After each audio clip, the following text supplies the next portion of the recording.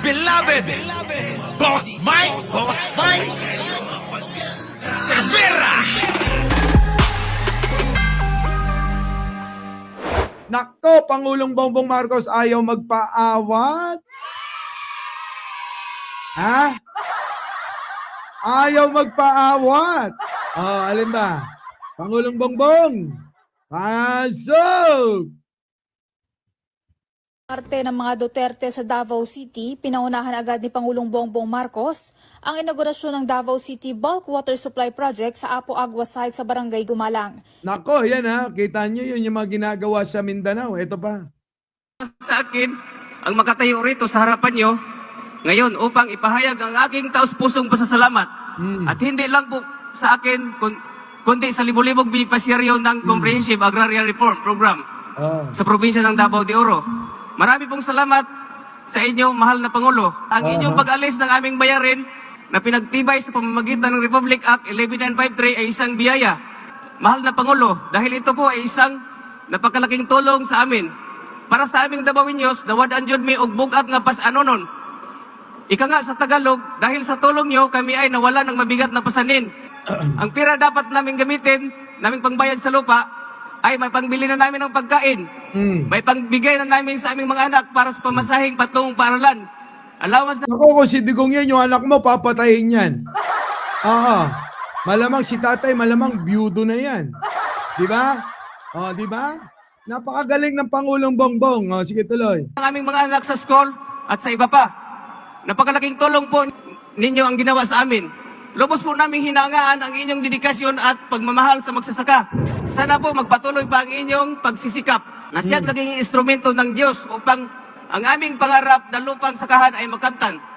Mabuhay po kayong Pangulong Bongbong Marcos, taos pusot namin kayong iniibig at pinasasalamatan. Naway patuloy kayong pagpalain ng Diyos at bagong Pilipinas. Maraming salamat po. Ayan handog ng Pangulo, tulong at serbisyo. Mga kababayan, mga kababayan, kita nyo si Pangulo, walang pakialam sa mga nangyayari. Bahala kayo dyan, Bahala kayo sa mga buhay nyo dyan. Basta ako, yung trabaho ko, focus ako. Di ba? Napakagaling ng ginagawa ng Pangulo. At yan ang ikinakatuwa ng maraming Pilipino. Si Pangulong Bongbong, hindi pala away. Hindi tulad ng Vice Presidente at nung nakaraang presidente. Walang ginawa kundi magmura, mag-away, magbanta, magnakaw. Anak ng tinapang mga buhay yan, mga kababayan. Pero ang Pangulong Bongbong, nagpapapekto ba? Siyempre hindi, mga kababayan. Basta siya tuloy-tuloy lang. Kaya nga, eto na, para may paliwanag sa inyong maigi. Eto na si Anino, pasok. Araw mga kapuso, dito sa Panabo City, Davao del Norte ay namahagi si President Ferdinand Marcos Jr. ng Certificate of Condonation with release of mortgage sa mahigit 7,000 agrarian reform beneficiaries ng Davao Region. Itong sertipikong ito yung nagpapalaya sa ating mga magsasaka mula sa pagkakautang sa kanilang lupang sinasaka. Ito'y bahagi ng pagpapatupad ng Republic Act 11953 o ang New Agrarian Emancipation Act, kung saan ang pamahalaan na yung aako sa kanilang mga bayarin. Kumbaga, zero utang na sila. Wala na silang babayarang amortization, interest at iba pa. Unang nagawaran ng Certificate of Condonation with release of mortgage ang mga magsasaka mula sa Davao Oriental, Davao del Norte at Davao de Oro. At isusunod naman ang Davao del Sur at Davao City. Maliban sa COCROM ay namahagi rin ang Pangulo ng titulo ng mga lupa sa mga magsasaka.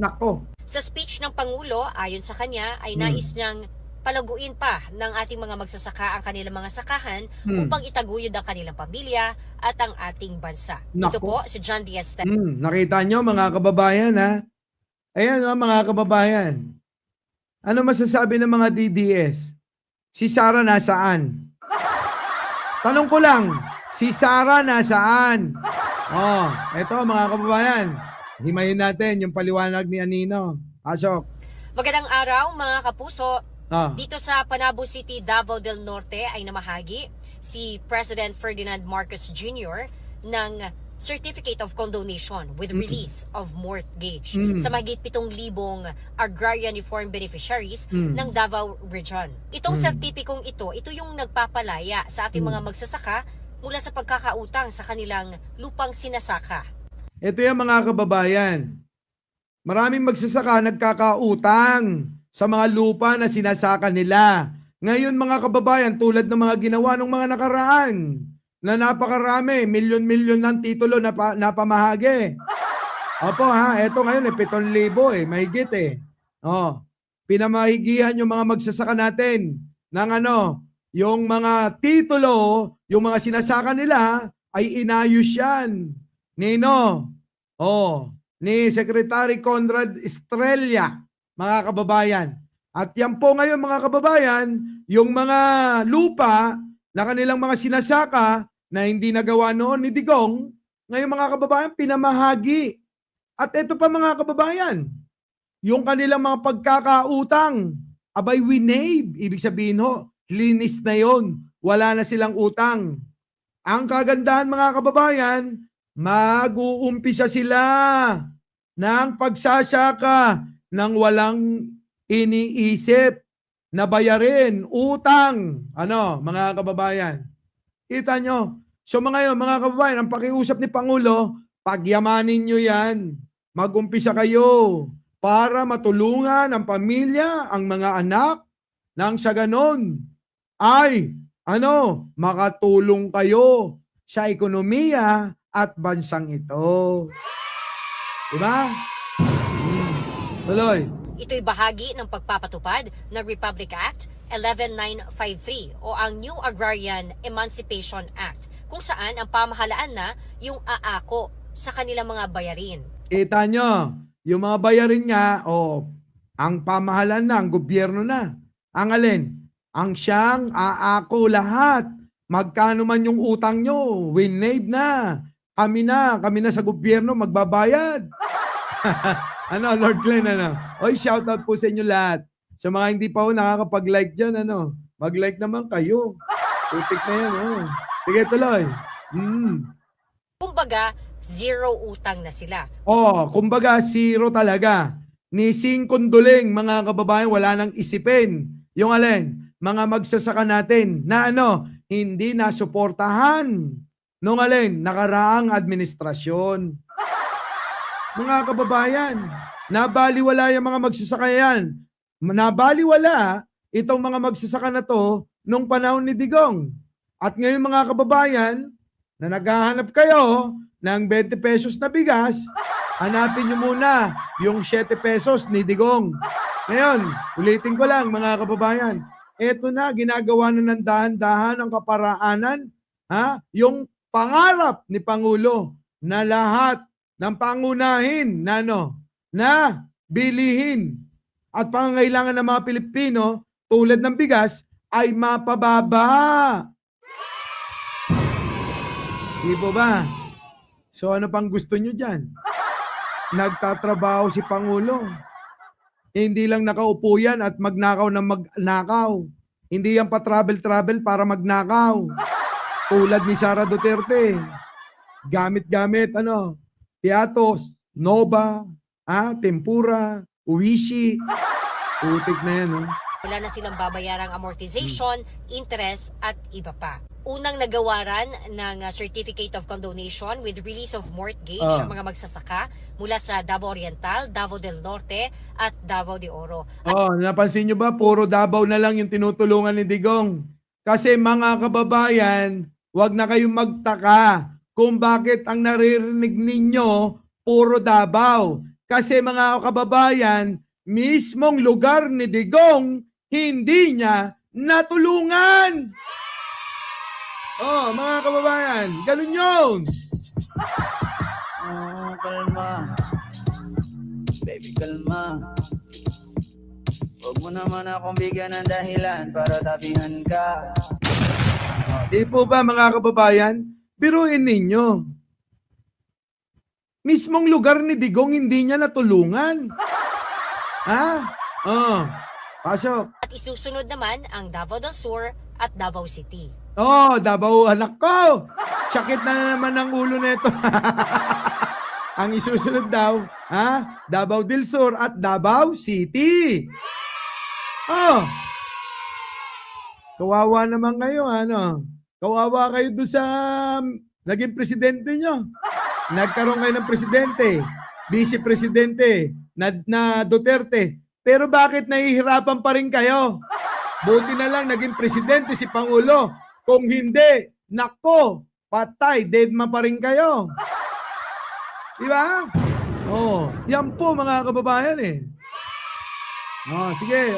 Bobong Leo, okay lang yan. Kahit late kayo. Basta nandiyan dyan kahit nakikita ko, tandang-tanda kayo ng puso ko. Di ba ma? Paano nga muna natin to? Wait lang, oh. Siya at bakit na lang ako? Masya pag wala naman kayo.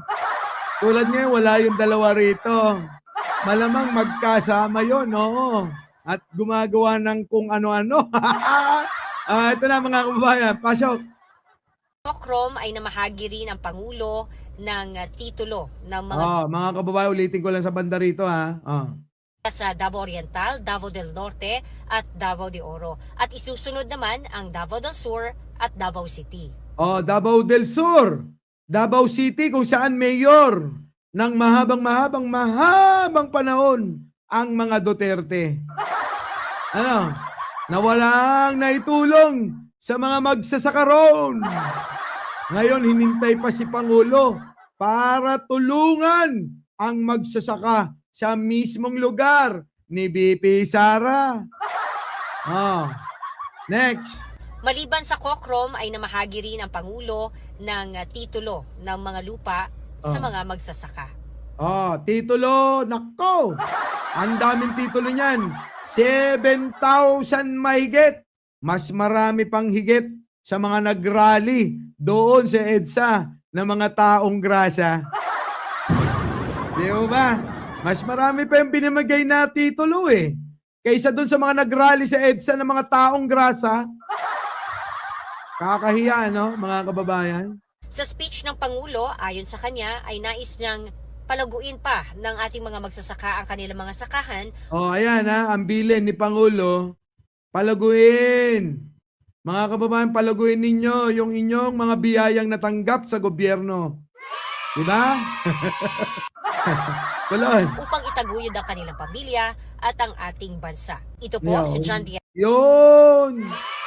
Para naman, di ba, makatulong sa ating bansa itong mga magsasaka na. Dahil napakahaba na ng panahon na napabayaan itong mga ito. Buti na lang dumating ang anak ni Apo. Yung pangarap niya noon, tinutupad ngayon. Kalma. Baby, kalma. Huwag mo naman akong bigyan ng dahilan para tabihan ka. Di po ba mga kababayan? Yan ho isa sa pangarap ni Pangulong Ferdinand Marcos Sr. Na ngayon mga kababayan, yung pangarap na yan ay tinutupad na ng kanyang uniko iho na si Pangulong Bongbong Marcos. Abay, kita nyo hindi sumuway si Pangulong Bongbong Marcos sa habilin at pangarap ng kanyang ama para sa ikauunlad ng ating bansa, mga kababayan. Para sa ating mga kababayan, nananatili ang pagmamahal ng ama sa katauhan ng kanyang anak na ating presidente ngayon, si Pangulong Bongbong. Di ba? Tapos mananawagan yung mga tanga. Pabagsakin si Bongbong Marcos. Pabagsakin ng adik. Hanapan nyo ng ebidensya. Walang maipakita. Di ba? Ganyan sila katanga mga kababayan eh. Hanapan mo ng ebidensya. Kita nyo, wala sila maipakita. Nung wala na maipakita, gumawa na lang ng peking video. Para saan? Para masabit hindi sila mapahiya sa mga tanga. Di ba? Yan po ang katotohanan dyan eh. Putik na yan, wala na maipakitang ebidensya. Abay, gumawa na lang ng fake na video para ipalamon sa mga taong grasya. Our beloved Boss Mike. Boss Mike.